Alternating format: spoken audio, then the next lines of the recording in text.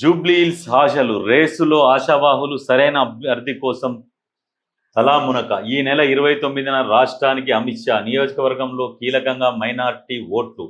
BJP ఆశలు నెరవేరేనా? BJP ఆశలు నెరవేరాయి. నిజంగా ఛాలెంజ్ చేస్తున్నాము. ఒకవేళ నేను నిజంగా ఛాలెంజ్ చేస్తున్నా, జూబ్లీహిల్స్ సీటు మళ్ళా బీఆర్ఎస్ కొడుతుందా? దమ్ముందా? లేదు. ఆ సీట్ ఎవరు కైవసం చేసుకుంటారంటే మళ్ళీ కాంగ్రెస్ పార్టీ కైవసం చేసుకుంటుంది. 100% కాంగ్రెస్ పార్టీ కైవసం చేసుకుంటుంది జూబ్లీహిల్స్ సీట్ని. ఎట్లా? జూబ్లీహిల్స్ కాన్స్టిట్యున్సీలో ఓట్లు ఎన్ని ఉన్నాయి? మొత్తం 2,90,877 ఓట్లు ఉన్నాయి. అయితే గతంలో ఈయనకు ఎన్ని వచ్చినాయి? మాగంటి గోపీనాథ్కు 80,000 ఓట్లు వచ్చినాయి. 80,000 ఓట్లు వచ్చినాయి. మహమ్మద్ అజారుద్దీన్, ఈ అజారుద్దీన్కి ఎన్ని వచ్చినాయి? 64,000 ఓట్లు వచ్చినాయి. తేడా ఎంత ఉంది? 16,000 ఓట్ల తేడా ఇంచుమించు.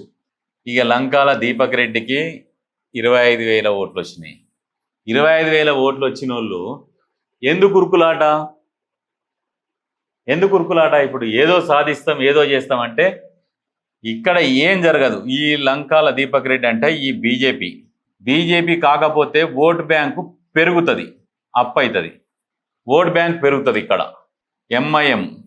ఎంఐఎం కీలకం అంటారు, కానీ 7,848 ఓట్లు వచ్చినాయి. అంటే ఎంఐఎం కీలకం అంటే ఎంఐఎం ఒక 25% ఓట్లు ఉంటాయి. దగ్గర 3 లక్షలు అంటే 25, 75, 30% అంటే ఉంటాయి, కీలకంగానే ఉంటాయి. కీలకంగా ఓట్లు ఉంటాయి. కానీ ఆ ఓట్లు లాస్ట్ టైం ఏం చేసింది అంటే ఎంఐఎం అంటే ముస్లిం ఓట్లు ఏం చేసిరంటే దాదాపు అప్పుడు ఏం చేసిరంటే ఇగో వీళ్ళకు మేజర్గా ఓట్లు వేసిరు, వీళ్ళకే గుద్దిరు మొత్తం. ఏదో ఇక అడపదడప కొన్ని ఓట్లు ఇటు పడ్డాయి. అయితే ఇవి ఈసారి ఎందుకు గెలవరు అంటే వాళ్ళు నమ్మరు. ఇప్పుడు బీఆర్ఎస్కి వెయ్యరు, ఈసారి 100% వెయ్యరు. ఎందుకంటే అధికార పార్టీలో ఉన్నారు వాళ్ళు. ఇప్పుడు చాలామందికి రేషన్ కార్డులు వచ్చినాయి. బీఆర్ఎస్లో ఉన్నప్పుడు రేషన్ కార్డు రాలే, ఓన్లీ ఓట్లకు పైసలు వంచిరు, అంతవరకు తీసుకొని ఓట్లు వేసిరు, అంతవరకే. కానీ ఈసారి ఏం చేస్తారంటే న్యాయంగా అందరికీ రేషన్ కార్డులు అందినాయి. వాళ్ళకి రేషన్ కార్డులు అందినాయి, డబుల్ బెడ్రూమ్లు ఇండ్లు వచ్చినాయి, అన్నీ మంజూరు చేసుకుంటూ వస్తారు సిటీలు ఉన్నారు. కాబట్టి ఏమవుతుంది, ఇండ్లకి వెళ్ళి ఒక 50% ఓట్లు మైనస్ అయిపోతాయి. ఆ 50% ఓట్లల్లా అంటే ఒక 40,000 ఓట్లల్లా ఇక్కడ ఒక 20,000 యాడ్ అవుతాయి. అప్పుడు ఆ ఎలక్షన్లలో 64,000 ఓట్లు వస్తేనే 20,000 ఇక్కడ యాడ్ అవుతాయి, 20,000 ఇక్కడ యాడ్ అవుతాయి. అంటే వీళ్ళకు 45,000 చిల్లర వీళ్ళకు వస్తాయి. ఇక్కడ చెప్పినాం కదా ఇక్కడ పెరుగుతుందని. బీజేపీకి ఈసారి 100% కొంత ఓట్ బ్యాంక్ పెరుగుతుంది. కాంగ్రెస్కి ఒక 20,000 పెరుగుతుంది. పెరిగితే ఎంత అయితే 84,000 ఓట్లు అయితే లాస్ట్కి ఫైనల్గా అల్టిమేట్గా గెలిచేది ఎవరంటే కాంగ్రెస్ పార్టీ గెలుస్తుంది. ఇంకొక విషయం ఏంటంటే ఇక్కడ ఎంఐఎంతో కలిపి పోటీ చేద్దామని ఇంకొక ఆలోచనతో ఉన్నారు.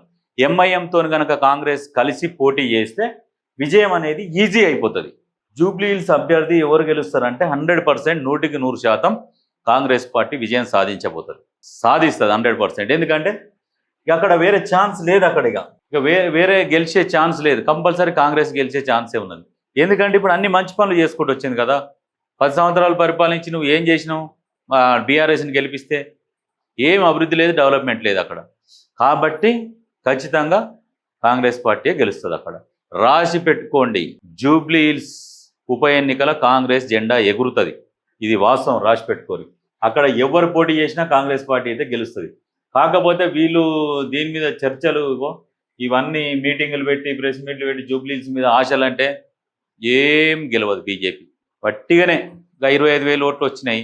అప్పుడే వీళ్ళకు 8 ఎంపీ సీట్లు వచ్చి ఒక 8 ఎమ్మెల్యే సీట్లు వచ్చినప్పుడే, అంతగానో మూమెంట్ ఉన్నప్పుడే 25,000 ఓట్లు వచ్చినాయంటే ఇప్పుడు మొన్న సీజ్ ద ఫైర్తోని ఫైర్ కాస్త ఫ్లవర్ అయిపోయింది, తగ్గిపోతాయి ఓట్లు.